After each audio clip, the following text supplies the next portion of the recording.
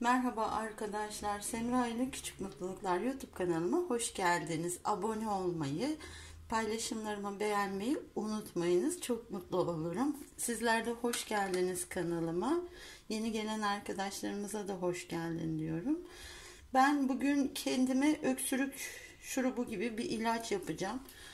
Basit iki tarifle pekmez ve tereyağı. Elimde şu an 250 gramlık bir tereyağı var. O tereyağının köşesinden şöyle bir kaşıkla, yemek kaşığından şu kadar iki sıra şöyle göz kararı alıyorum. Tereyağı alıp tavanın içine, küçük bir kulpunun içine ekliyorum. 2 yemek kaşığı pekmez alıyorum. Bu öksürük şurubu çok faydalı. Kimisi içine zencefil de katıyor. Şöyle 2 kaşık.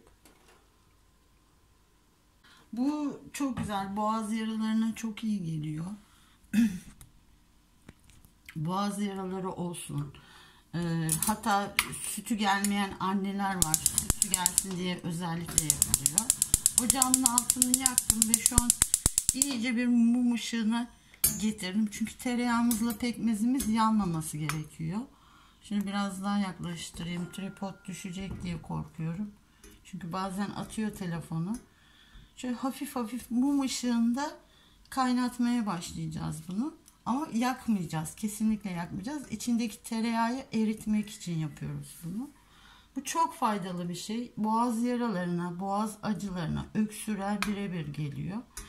Bunu yaptıktan sonra ılık, yani çok fazla sıcak olmadan kaşık kaşık ağzınıza atıp tüketeceksiniz. Ama birden aniden yutma olmadan yavaş yavaş yutacaksınız. Bu yavaş yutmayla boğazınıza dağıldığını, yapıştığını hissedeceksiniz ve bu size bir rahatlama verecek. Bronşlarınızı serbest bırakacak, açacak. Çok rahat, çok iyi oluyor. Şeker hastasıysanız çok az kullanabilirsiniz ya da çok az koyabilirsiniz pekmezinize, ama mutlaka bunu yapın. Bu benim öksürük şurubum. Bana çok iyi geliyor. Bronşlarımı rahatlatıyor. Şu an gördüğünüz gibi tereyağı eriyor. Birazcık daha böyle iyice karıştıracağım ki onu özleşsin tereyağında. Yani bilmiyorum, ben bununla düzeliyorum. Bu benim ilacım.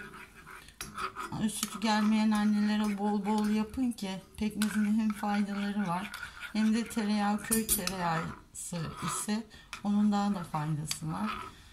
Ben şimdilik köy tereyağı kullanamıyorum çünkü bizim burada köy yok. Mecbur bu şeylerden, marketlerden almak zorunda kalıyorum.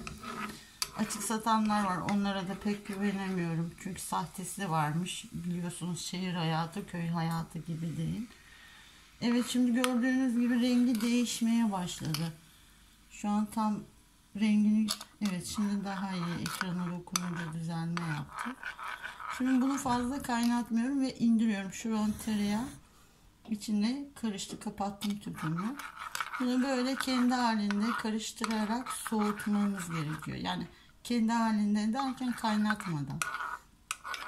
Şimdi bunu ben böyle kenara alacağım.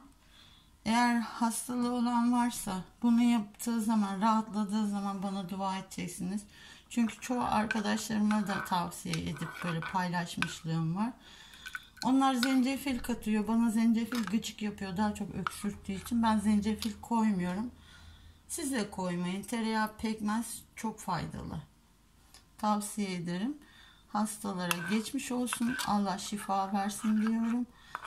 Allah'a emanet olun. Hoşça kalın.